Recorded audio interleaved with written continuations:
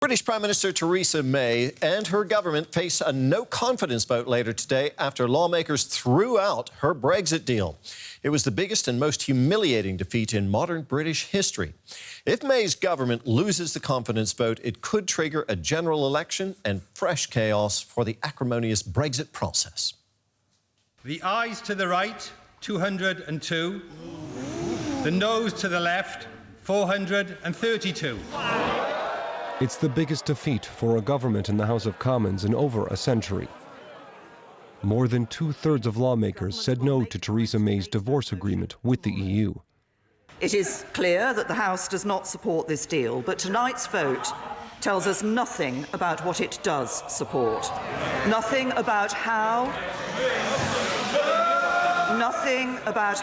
or even if it intends to honour the decision the British people took in a referendum Parliament decided to hold. May hopes to return to Parliament with a new Brexit plan by next week. Across the Channel, there was alarm among EU leaders at the prospect of a no-deal Brexit. Commission President Jean-Claude Juncker again urged the UK to clarify its intentions, noting that time is almost up.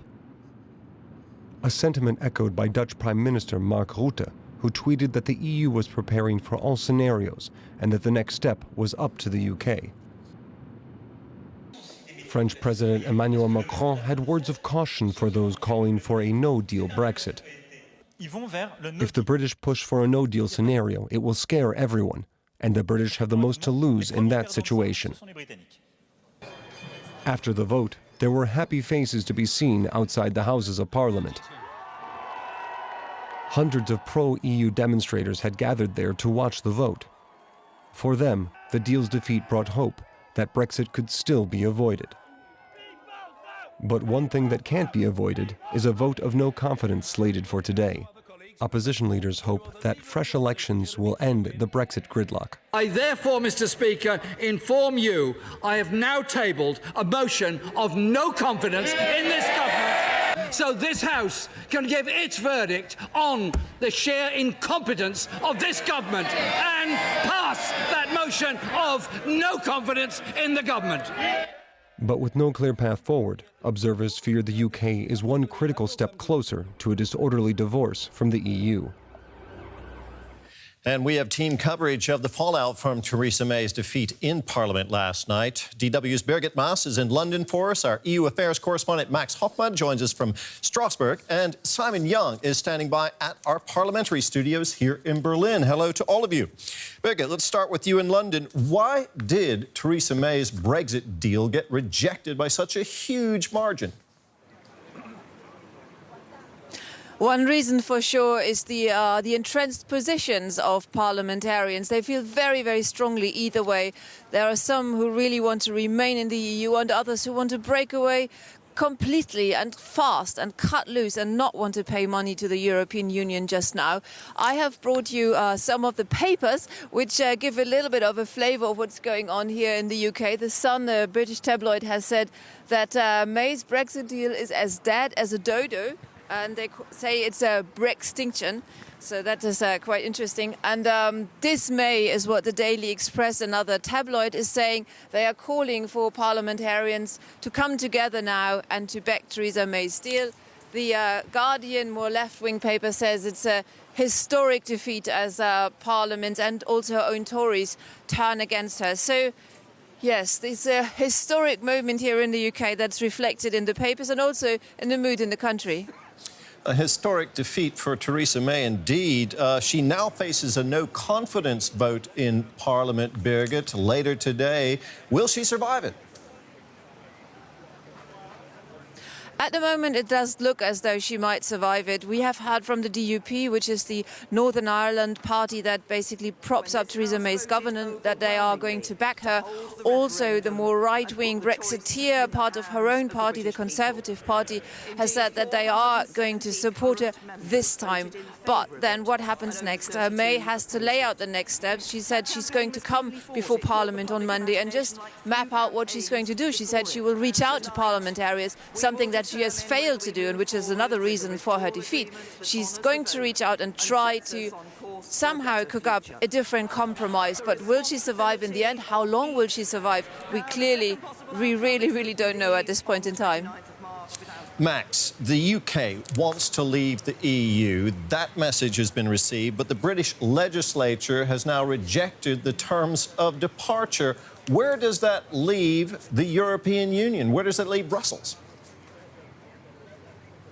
Just mentioned papers. The chief negotiator of the European Union, Michel Barnier, spoke here at the EU Parliament around 8 o'clock in the morning, or 8:30, and he also brought some papers. He brought the withdrawal agreement, over 600 pages, and his key message was this is still a good agreement. So he doesn't seem to think that it's dead as a dodo, but he did acknowledge that this defeat was very worrisome. Of course, everybody here anxious that this might get the whole process closer to a hard Brexit, but also clearly pointing the finger towards London. Everybody here we talked to did that, saying it's up to the Brits now to show us a possible path forward. We have not heard any concessions that the European Union would maybe be willing to make to help Theresa May figure out some way of getting a soft Brexit, so a deal for a Brexit.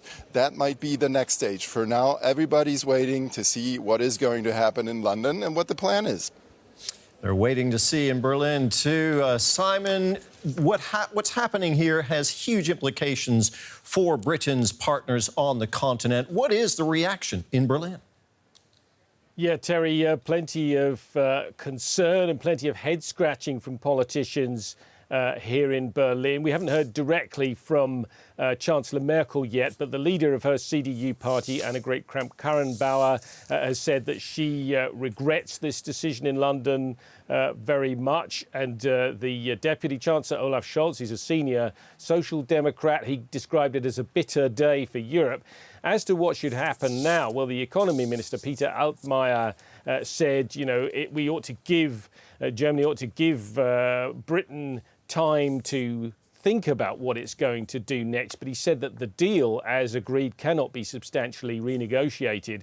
And Germany's Foreign Minister, Heiko Maas, sounding pretty frustrated in an interview when he said, that we now know a little bit more about what Britain doesn't want, but we don't know what it really does want. And he was also referring to the possibility that Brexit might be postponed beyond the end of March.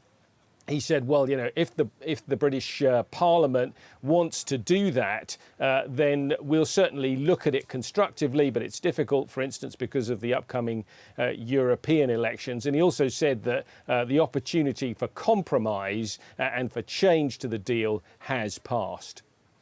Simon Young in Berlin, Max Hoffmann in Strasbourg, and Birgit Maas in London. Thank you very much to all of you.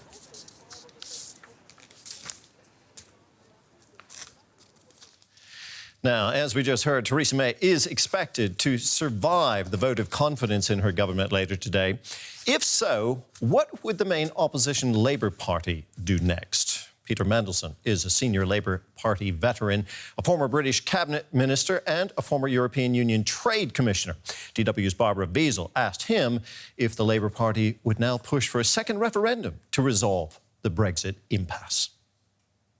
I think what will happen in the first instance is that everyone will reflect on the true meaning and implications of this defeat tonight, and they will realise that you can't come back to this deal. I mean, I've heard so many people today seizing on the words expressed by the German Foreign Minister, Heiko Maas, who is being quoted right across the UK media saying that if the deal is defeated tonight, we'll reopen negotiation. Now, actually what he said was substantially more qualified than that, but he opened the door to something which was seized upon by Brexiters, saying, here you are, here's the proof that, in this game of chicken, the Europeans will blink first, and at the head of the European chickens will be Germany suing, for peace and for some sort of deal.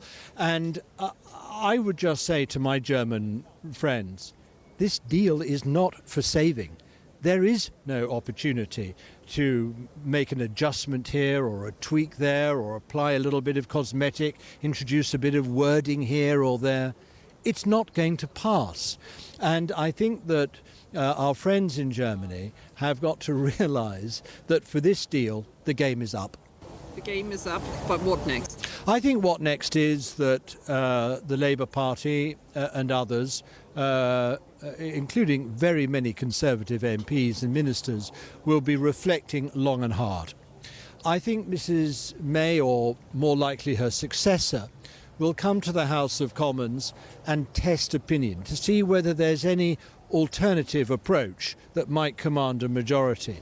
You see, what's at the heart of this deal is her refusal to offer clarity about whether she's a soft Brexiter or a hard Brexiter, whether she wants to go towards a Norway-style deal or a harder Canada-style deal. She wanted to bring a deal that revealed nothing about the future and still have it pass through the House of Commons. I think what she's got to do is come and allow the House of Commons, and the government controls the business, well, it used to control the business of the House of Commons, to enable the House of Commons to test various scenarios to see whether there's another majority there for some alternative to her deal, a harder or a softer or whatever. At the end of the day, if there is no majority in the House of Commons and this stalemate continues, then I don't see any alternative but taking this back to the British public in the form of a second referendum. I know many people in Germany have doubted whether this was viable or practical. Believe me, there are very many people right across Westminster tonight talking about a second referendum now in very hard practical terms, very many more than there were this morning. Thank you very much. Okay, thank you. Theresa May's crushing defeat in Parliament is having only a moderate effect on the markets. Shares across Asia are mixed, with many investors simply holding out for what happens next. The pound initially fell to a two-year low, but has since bounced back. The view is that the rejection of May's deal makes two diametrically opposed outcomes more likely: a hard Brexit or another referendum. Investors now wait to see whether May will survive Parliament's no-confidence vote later today. Let's talk Brexit a bit more, this time with Benjamin Laker. He's with the Henley Business School and joins us now from London. Benjamin, you advised the British government on Brexit. What's the most likely scenario right now if May survives the vote of no confidence today? A hard Brexit, a new referendum, or continued negotiations with Brussels? Well, interestingly, Theresa May did actually expect to lose the vote last night. I think everyone in Westminster wasn't surprised at the loss. However, it was the margin of defeat which came as a shock. 230 is the biggest defeat for a sitting government in British history. So where do we go from here? Well, today, leader of the opposition party, Jeremy Corbyn, the Labour Party, he will seek to table a motion of no confidence. He will see it as his democratic duty now, given the size of the defeat, to actually say, it is our turn to take the reins of power. It's my turn to be the Prime Minister of this country, and then therefore it is my turn to negotiate a better deal, given that your deal, Theresa, is never going to get through the House. Now, another expectation is he will lose the vote of no confidence. He doesn't have enough support. We've seen the Tory rebels and also the DUP, which is the government's supply and confidence partner, both late last night come out in support of Theresa May. So again, we all know it's a foregone conclusion that she will survive, so she will still be Prime Minister tomorrow. But the biggest problem is she has 3 days to bring back a Plan B, which is a revised edition of her deal. And this is why, as you alluded to earlier, the markets haven't moved significantly, because the markets are looking to see the detail of what Plan B will be, because, of course, at the end of this week, it may be that Plan B is indeed accepted and therefore Brexit is over. In case of a no-deal Brexit, which aspect of it would hurt business most? Uncertainty is what kills business the most, and here we have a continued period of time. We've had over 2.5 years of uncertainty, and the problems here lie is we have further uncertainty moving forward. And I think the biggest recommendation for Theresa May right now, not just coming from me, but coming from many political advisors, is we need to increase or extend the Article 50 transition period. Give ourselves more time, and certainly that is what the EU want. That's what we would want. So more time is needed to negotiate a better deal. That's Benjamin Laker from the Henley Business School. Thank you very much.